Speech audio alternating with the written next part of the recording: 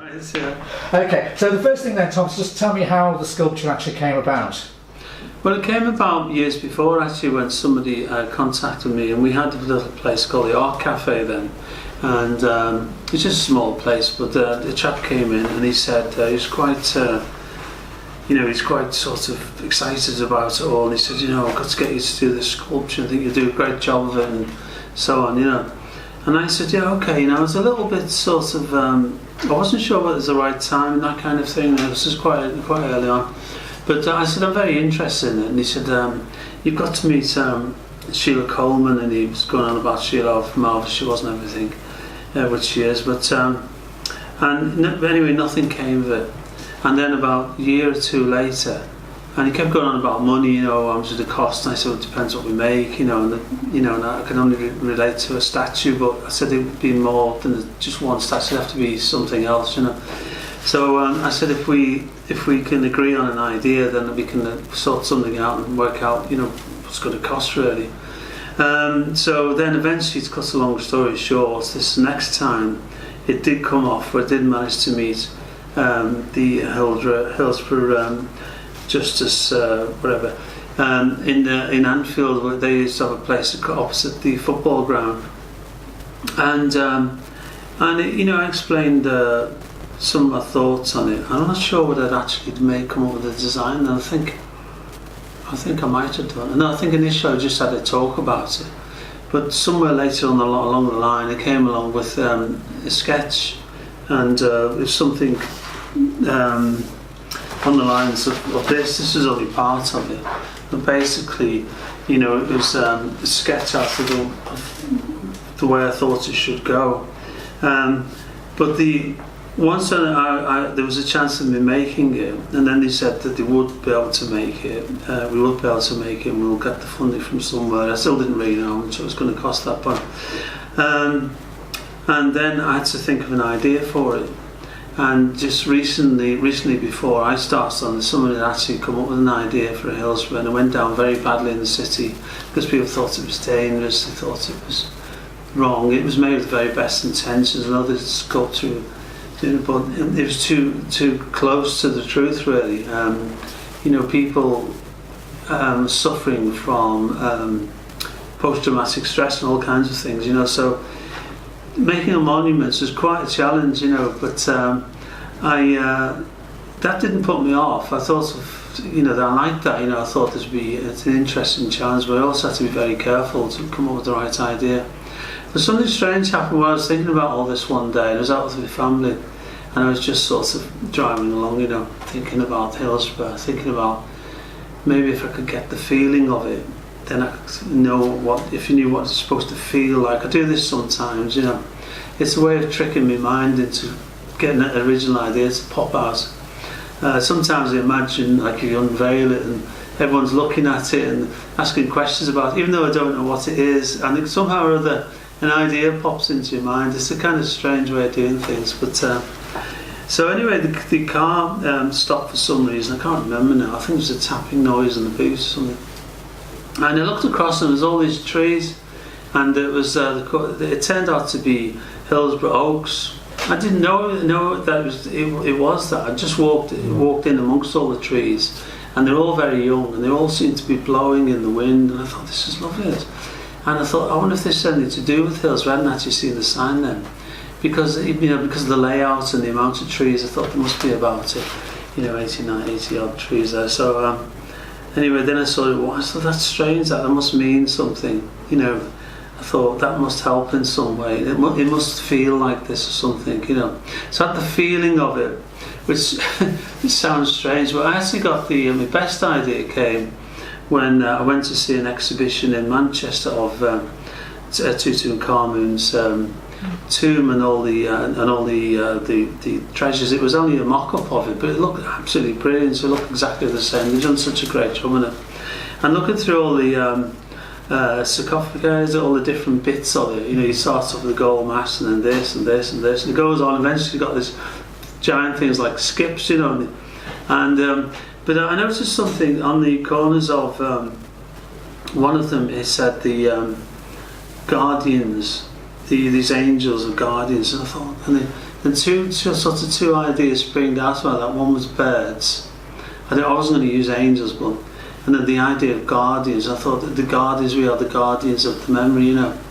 And then another. So that I thought I liked that idea. And then there was also another one with all these sculptures facing, and I was going with that idea for a little while, but I thought it was too expensive and too complex. But I liked the idea of all these figures looking at the monument, wherever the monument was going to be.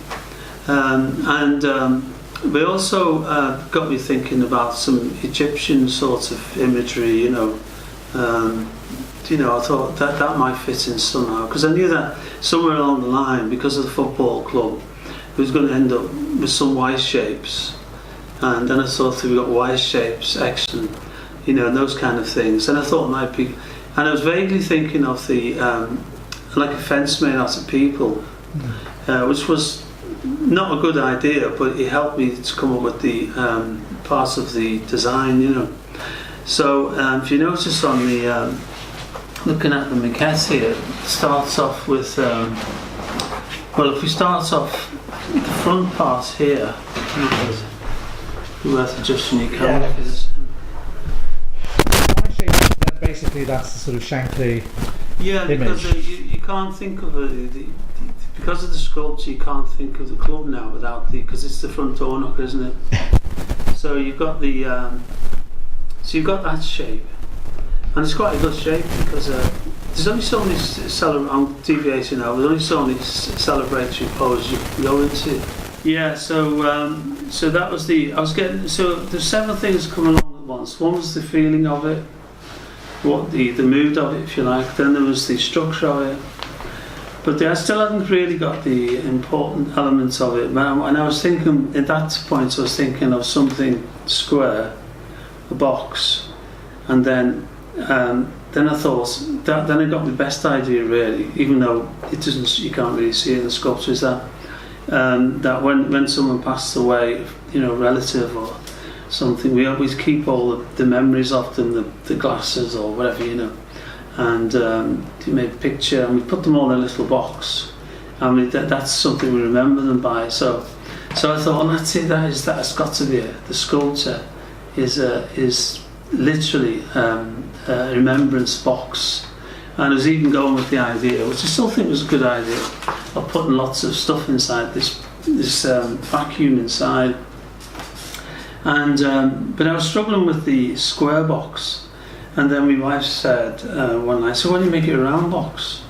And I said, no, it's got to be a square box, because I was still kind of thinking about this tomb thing I see. And I said, of course it can be a round box. And I thought, brilliant, you know, because once it's round, then you can run your little story around the whole circle, and the idea that it never ends, you know, I was walking around, and as one part finished, another one starts. So that was all the elements were there. There was one more element to come later on, where that the people in the sculpture, the people that are represented on the monuments are all us. They're all we are protecting. We are, you know, holding the memory, and so the memory is in the void inside, or in our minds, you know. But I thought. What's missing is that you're missing the elephant in the room. You know, there's all these people that died, but and then the birds, which I actually put on the original maquette without thinking too much about it. I just thought vaguely it'd be nice to have some birds in it, but I realised that the birds could be the souls of the dead. You know, so they're included. And then I started finding all different kinds of birds that I could put into it, including vulture. I put a vulture in because I thought maybe that could be the sun or something, you know. But anyway, you know, you get all these strange ideas go through your mind when you're making things. But so there's all kinds of birds in it, and one part of it, if you just go through it, we start off with the first part. So just looking, before I actually look at that, you look at this original sketch, which is one of the very first, and it was literally on this scale. You see there's a footballer there, but if you can see on the finished result, we've got you know, this wreath with the liver bird, and you've got a poem here, and you've got all these scarves on that. And I knew this was a bad idea of having the football there, and I didn't really, even though it's happened at a football match, I wanted to separate it a bit from that. You know, I didn't want to dwell on the football angle too much. So the sort of the mournful footballer, I knew at some point that I would have to go. And essentially this becomes like a doorway in a way. And it literally is a doorway now, because underneath this poem here, there is a way of, you know, of getting into the monument, because I was still holding this idea of possibly having artifacts inside, you know, from people.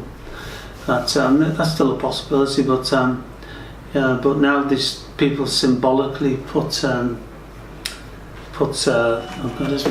yeah, so that changed to the wreath and the poem and the bar with the scarves on. Because people started putting at the time the desk putting scarves onto the fence. So obviously that was another idea worth putting in. But then the plaques with all the names are on here. I thought to have this sort of family grouping. So there's a boy on one side, and there's another part of the family on the other side. So these are effectively like the mourners, so they're mourning the dead. And then they put the Shankly figure in, just to give a point of reference really, and to set off this design. And you see this Y in X shape is starting to appear. And then that's carried on through these other figures here. So that this figure is leading up to the disaster, you know. So what is the significance of the X shape? I mean, the Y I get from the position, but is there a particular thing that you're doing? No, it's just a structure. That's all. It's just a design structure. Okay, right. You see, if I'd started off with a pile of flowing lines, then that would have been a design structure. Everything would have been flowing, you know. But that wouldn't have been appropriate. This, so I kept it. Part of it is quite formal. You see it again here, repeated. Yeah. This shape, and then it changes then after this point. And then we'll just talk about that for a moment.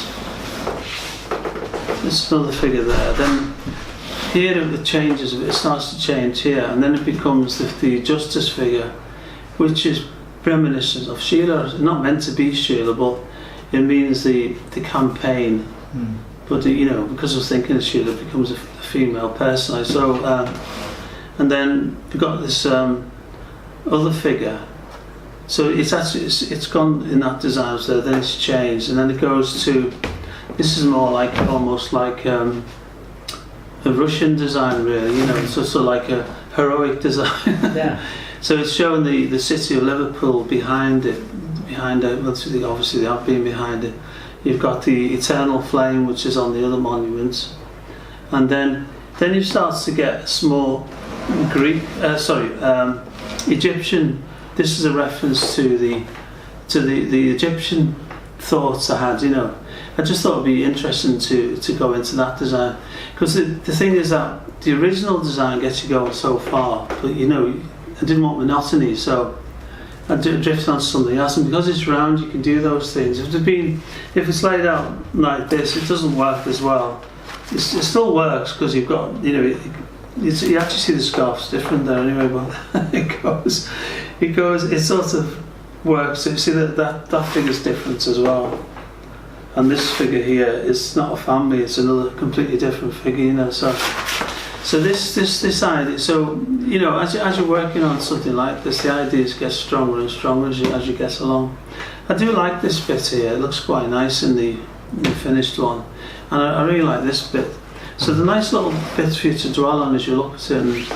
And, I think this is a dove in the final one. And but this part here as a sort of it's almost like a religious type design, really. And again, because I'm not willing to dwell on the idea of a real death, really, they are mourning the dead. In this flag becomes symbolic.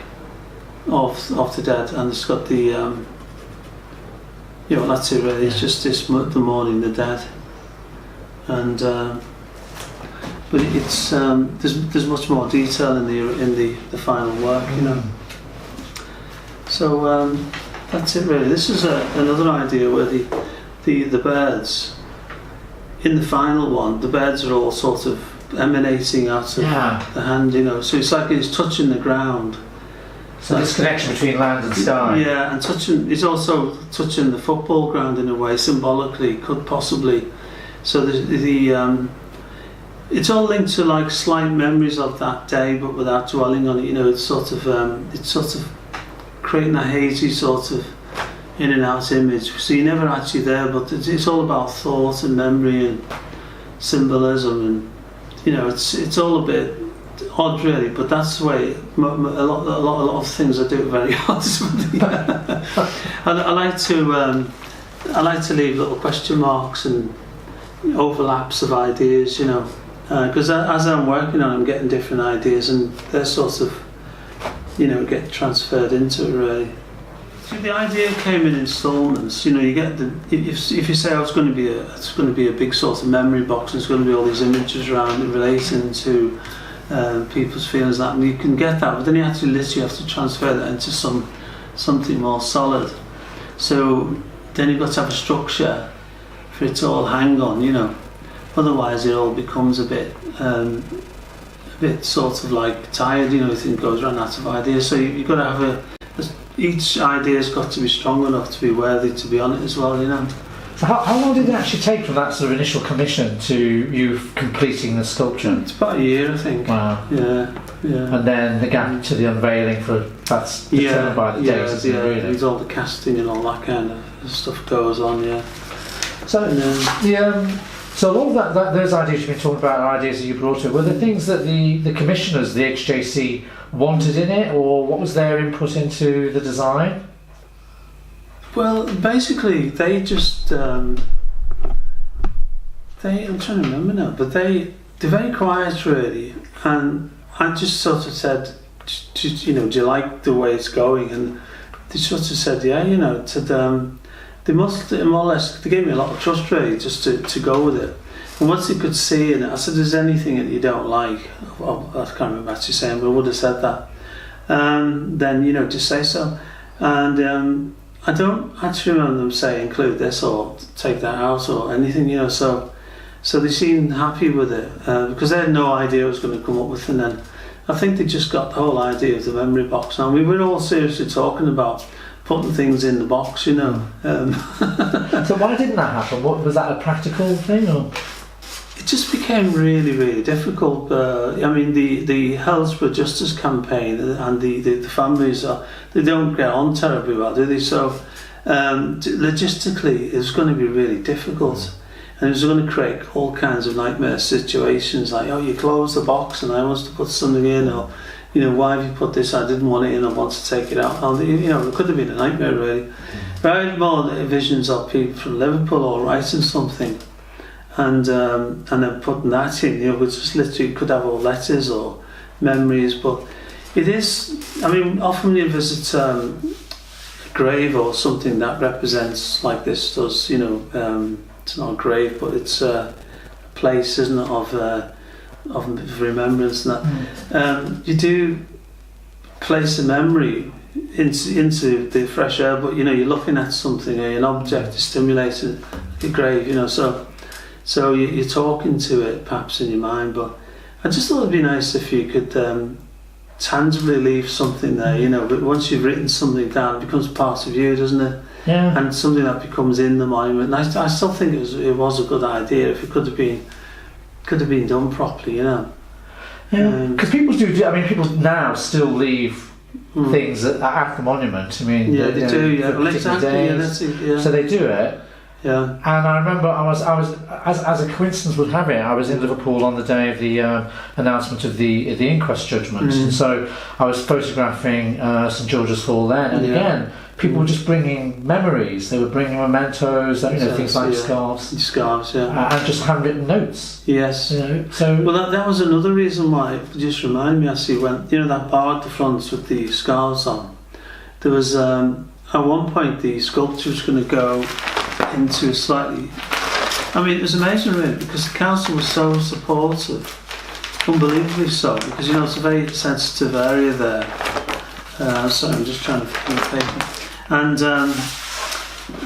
And I said, well, where can we put it? And they said, where do you want it? And it was literally like, I mean, there's all these list of buildings, and at one point it was actually going to go there. Where the that's part. It's nearby where it is now, but it's much further over. And it's close to all these, much closer to all these very sensitive Grade 1 listed buildings. And I think just literally, they even said on the front of St George's Hall, there's a bit of space over there. It's like it's amazing, really. And I thought that's not perhaps a good place to put it if you think of the bigger picture, because everything has to be. All those monuments are all locked in their own time, aren't they? So, but the place we got it in the end was a fantastic spot, I think. Because it's right at the end, facing the tunnel. There's a lot of space around it.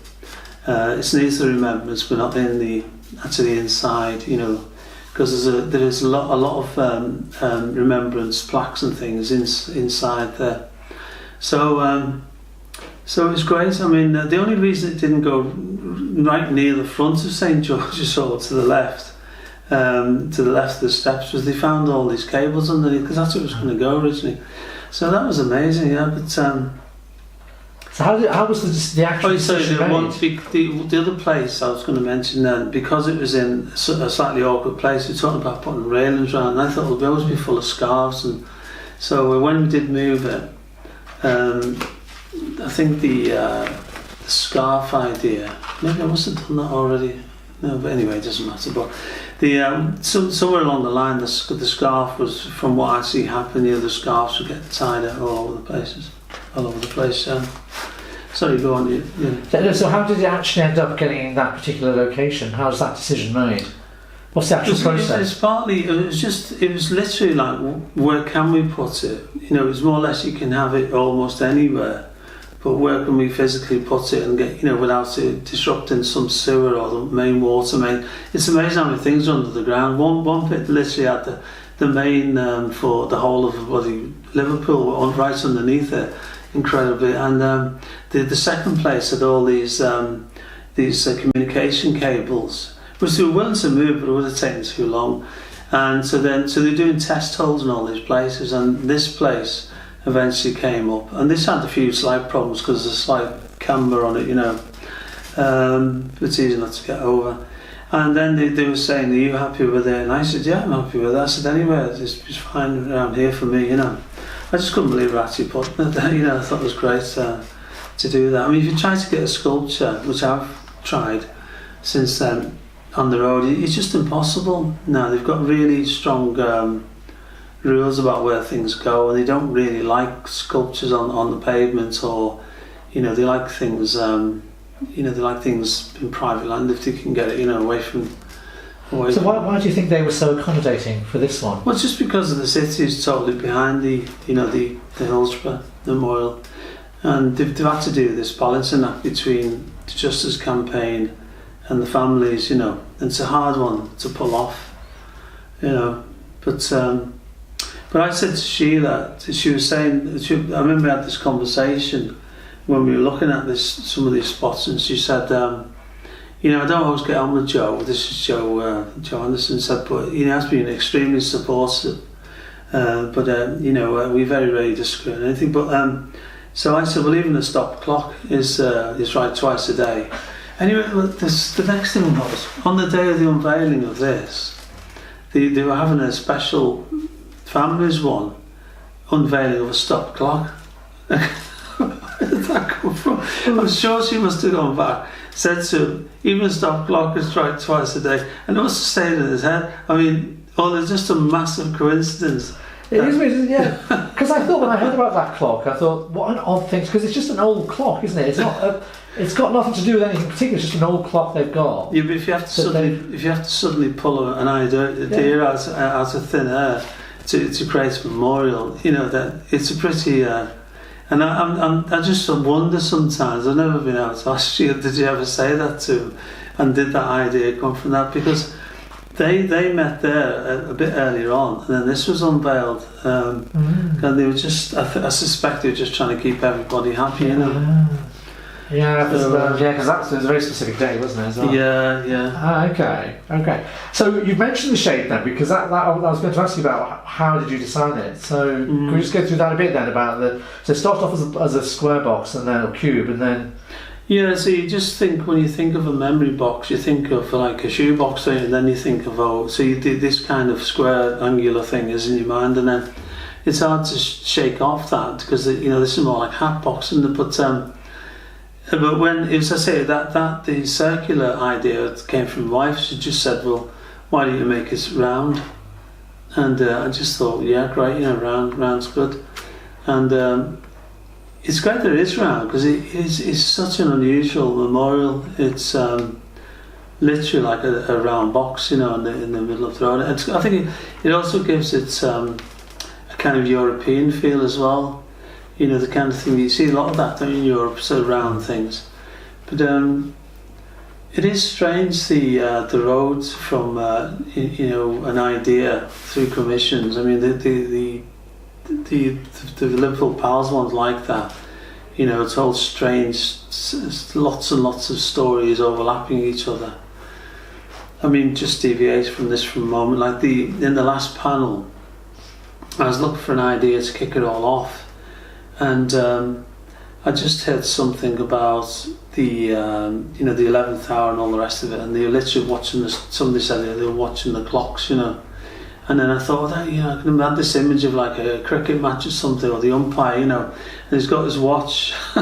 You see this, and there's this officer, he's got his watch in one hand, and it's the 11th hour. There's more people killed after that, I think, than some of the great battles, but they didn't even know about it. But so there's kind of sort of silliness of it, really. Why can't we just stop shooting at each other now? No, we did it at 11 o'clock, But so that I love little things like that, little ideas, and this soldiers like whittling the wooden grave markers. They did all those before they got around to doing it more formally. A lot of them were blown up as well, but it's a shame. So that's why there's some of them missing. But there's all kinds of stories in that. Yeah. But that kind of gives it a sort of linear narrative, doesn't it? Whereas this one, that one is. This one's more like etherical or something. I don't know what the word you'd use on it, but it takes you. It's like a film, like running around. That's another thing, and you're running around all these things, and I think it's just somebody walks up to it, and wherever they walk up to, they think, I wonder what that is, and they probably get some of it. And if you see this figure here holding the flag with the town hall on, you might get that. That's something to do with the city. You definitely get this one. You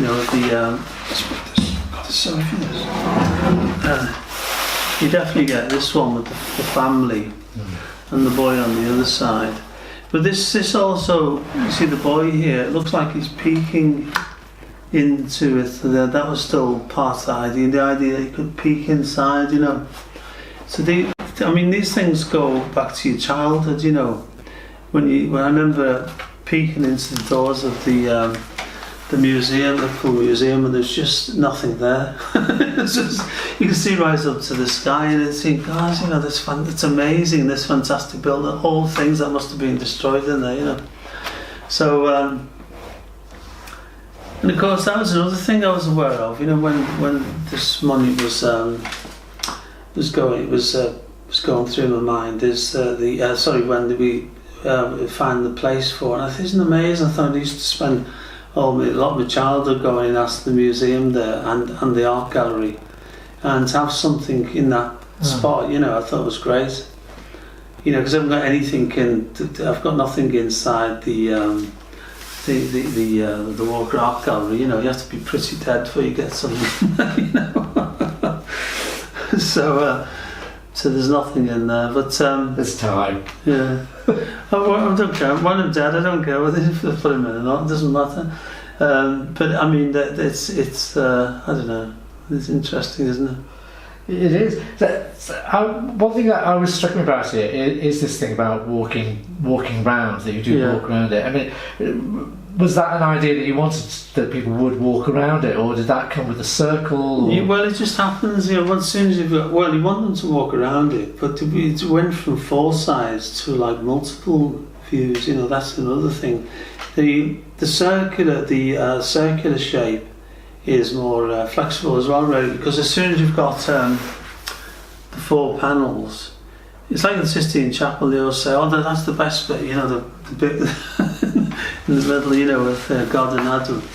And then you sort of don't really mention the rest, do they? Because you've always got a best bit. So when there's something circular, there's never a best bit, really, I suppose the most important bit is the names, obviously, because that's what they're there for, but you can't help but walk around it. It's impossible not to walk around it, which is great. I mean, often when your client comes to see a sculpture, they just stand there and look at it and they go, oh yeah, it's great, So you haven't walked around, they go, oh no, it's great, And they just like as if the back doesn't exist. But I said, those 3 dimensions, you have to go all the way around. If there's anything wrong with it on the back, so don't come down play. So they always walk around it, and then they always say, oh, actually, I don't like that bit on the back, So, but it's because but you're right. Walking around is good. But I go down there. I don't look at my stuff very often. But I do try to look at this one, but it's in a slightly awkward spot, when you park, and sometimes you park around the corner and you're always worried about getting the ticket. So, but I'll go around and have a look, and I like to see what's there, if there's anything there. There's nearly always something or other, But it's like the Dixie Dean sculpture. It's interesting, if you're looking at memorials, it's interesting to look at a few of them together, rather than just focus on this one, which you're talking about, but if you look, say, the Dixie Dean sculpture, you'll never ever find that without flowers on, because it's near to the crematorium. And so when people are thinking of having the flowers done now, they're also thinking of where it's like that's first stop. Second stop is always the statue. So it looks absolutely beautiful sometimes. You've got, but even Dixie Dean's grandson, who met him once, and he said, I couldn't believe I was crying. He said, I went to see the statue. I said, I'm glad you like it. He said, well, I said, I do like the statue. He said, but I was crying because when he got there, it said Grandad on it, because he thought they'd put it for him or something, And it's always Dad, Granddad, and all the rest of it. And they even put ashes around there, sort of in the middle of the night, because I know my son he works with all monuments and things. And he often comes back from that one covered in ash, So so there's that one, and then if you look at the Blitz Memorial, you'll see stuff on that occasion. You nearly always see things on the Noel Shavas Memorial.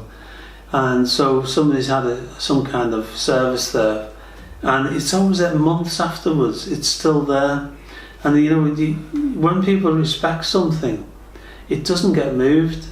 I noticed that with the John Lennon one. So John Lennon's very popular. That you think, well, why aren't they pulling the glasses off? And it has happened, but nowhere near as often as you think it would happen. So if somebody likes something, they won't touch it, Yeah. And you see that with the memorials. Most if someone puts something down, it's not disturbed,